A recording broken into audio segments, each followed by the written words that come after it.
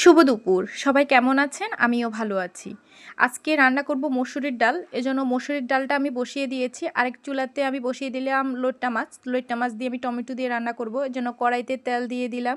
দিয়ে দিলাম পেঁয়াজ কুচি, রসুন কুচি, লবণ, হলুদের গুঁড়া, মরিচের গুঁড়া, জিরার গুঁড়া আর পরিমাণ মতো জল দিয়ে ভালোভাবে মসলাটাকে কষিয়ে নেব ঢাকনা দিয়ে। এখন যখন মসলাটা ভালোভাবে কষিয়ে আসছে তখন দিয়ে দিলাম টমেটো। ২ টা টমেটো কাটে দিয়েছি আর দিয়েছি গোটা কয়েক কোষ রসুন। দিয়ে ভালোভাবে নেড়ে চেড়ে এখন আমি মশলাটা কষিয়ে দিয়ে দেব এখন লইট্টা মাছ। লইট্টা মাছগুলাকে দিয়ে ভালোভাবে এখন নেড়ে চেড়ে দেবো, কারণ লইট্টা মাছ বেশি নাড়াচাড়া করলে ভেঙে যাবে এজন্য। এখন আমি ডিম আছে রান্না করে নেব লইট্টা মাছটা। লইট্টা মাছ থেকে অলরেডি জল বের হয়ে যাবে, সেই জলেই লইট্টা মাছটা রান্না হয়ে যাবে। আর রান্না করব একটা ইলিশ মাছ নরম পড়েছে, তাকে ঝুরো ভাজা করে নেব। তো আমি পেঁয়াজ কুচি আর দিয়ে দিয়েছি রসুন কুচি তেলের মধ্যে, ওগুলা একটু ভাজা হোক। আর একটা মশলা তৈরি করে নিয়েছি লবণ, হলুদের গুঁড়া, মরিচের গুঁড়া, পরিমাণ মতো জল দিয়ে।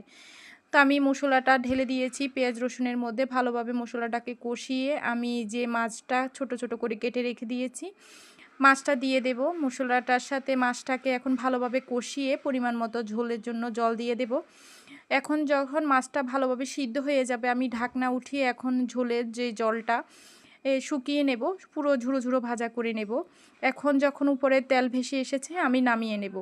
আজকে আমি দুপুরে সিম্পলভাবে রান্নাবান্না করেছি মসুরির ডাল, লইট্টা মাছ আর ইলিশ মাছের ঝুরো ভাজা আর লেবু তো আছেই। কেমন হয়েছে অবশ্যই জানাবেন।